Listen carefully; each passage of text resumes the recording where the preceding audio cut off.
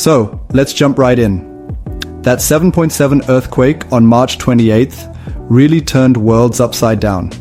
Myanmar got hit unbelievably hard. Over 1,600 lives lost and entire towns wiped out. While in Thailand, it was mostly that one under construction Bangkok skyscraper collapsing.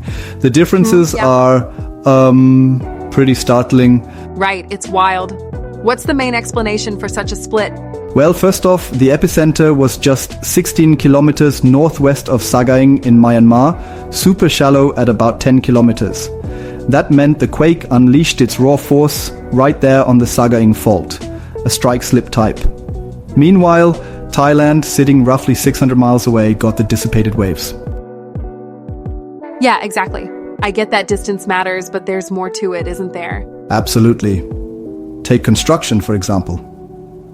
In Myanmar, particularly around Mandalay, buildings are ancient pagodas and unreinforced concrete towers, clearly not built to withstand a Mercalli 9 level quake. Meanwhile, Thailand's high-rises, built with seismic codes since 2009, mostly fared well, though one unfinished skyscraper took a hit because its frame buckled, possibly due to Bangkok's soft soil. Exactly. But isn't it odd that soft soil in Bangkok ends up amplifying the shaking for high-rises? It seems counterintuitive compared to the harder ground in Mandalay. Right, it's quite the twist. Bangkok's soft soil actually muffles short-period seismic waves, but at the same time boosts long-period waves which resonate with tall buildings. In contrast, Myanmar's harder ground around Mandalay channels seismic energy, leaving little damping. It's like a misfortune cocktail. Yeah, I follow. And the whole civil war backdrop in Myanmar, they say it turned the disaster into a double blow, right?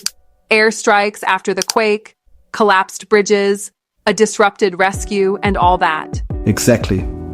The conflict in Myanmar compounded the disaster massively. The torn infrastructure, like collapsed Ava Bridge and burst dams, intensified the tragedy. Meanwhile, Thailand managed a rapid response since there's no such conflict derailing rescue efforts. That makes complete sense.